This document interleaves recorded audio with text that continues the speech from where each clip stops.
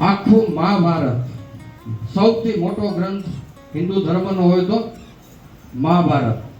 એક મુમુક્ષુએ સંત પાસે જઈને પૂછ્યું, આખું મહાભારત માત્ર એક લીટીમાં મને કહી દો. કે કેટલામાં? આખું મહાભારત મને એક લીટીમાં કહી દો. મને બહુ ઇન્ટરેસ્ટિંગ લાગ્યું એટલે તમને કહું. મને ગમી ગયા વાત. આખું મહાભારત એક લીટીમાં કહી દો. સંત બહુ રાજી થઈ ગયા. વાહ, પૂછ્યું જબરું તે. ગ્રંથ ગોત્યો તો મહાભારત, એમ ગીતામાંથી કહી દો, રામાયણમાંથી કહી દો, પણ તે તો મહાભારત જે મહાગ્રંથ છે એમાંથી માત્ર એક લીટીમાં તે કહી દેવાનું કીધું.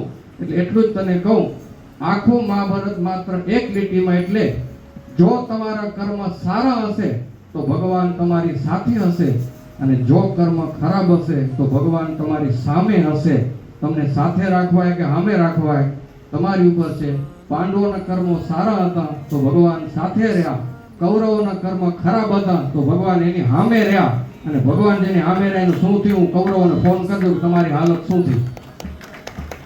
આજે નવરા હો એકાદ કૌરવનું નામ ગોતી, નંબર ગોતીને ફોન કરજો કે ભગવાન તમારી સામે હતા, તમારું શું થયું. અને પાંડવોને પૂછજો કે ભગવાન તમારી સાથે હતા તો તમારું શું થયું. ઓલા કેટલા જણા હતા અને જેની સાથે હતા એ કેટલા હતા, એ તમારે 1 મહિના સુધી રિસર્ચ કરવાનું છે.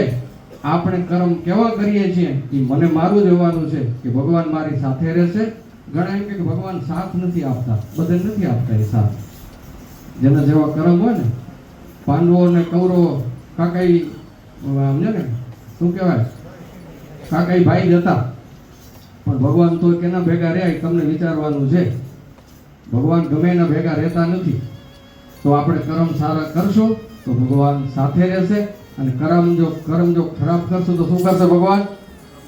અને એ ભગવાન જેની સામે પડ્યા અને પૂછ્યું જેટલા ભગવાન સામે રહ્યા એ બધાની હાલત કફોડી થઈ છે. તો આ અધિક માસમાં આવતા ભક્તોને ઘનશ્યામ મહારાજને આપણે પ્રાર્થના કરીએ, અમને એવી બુદ્ધિ આપજો, તમને અમારી સામે ન પડવું પડે પણ તમે અમારી હાથે રહો એવી અમારી બુદ્ધિ અને બળ અમને આપજો. એવી ભગવાનના ચરણોમાં આપણે પ્રાર્થના કરીને આજની વાત આપણે આટલી શીખ લઈને જવાની. કર્મ સારા કરવાના છે, કોઈને ખરાબ હશે નહીં, પણ જે કર્મ કરવાનો વિચાર કરવાનો. હવે તમને એમ થશે કર્મ સારા કરવો તો કેમ થાય? તો મહારાજે વચનામૃતમાં કીધું કે ગોપાળાનંદ સ્વામીને કીધું કે તમ જેવા સંત ભેગો રહેતો હોય તો ક્રિયા રૂઢી જ થાય. એટલે સાચા સત્પુરુષનો સમાગમ કરશું તો જ આ પોસિબલ છે, નહીં તો પોસિબલ નથી. સરસ, આનંદ થયો. તમને ગમેરો ને? અધિક માસ ગમેરો ને? હે?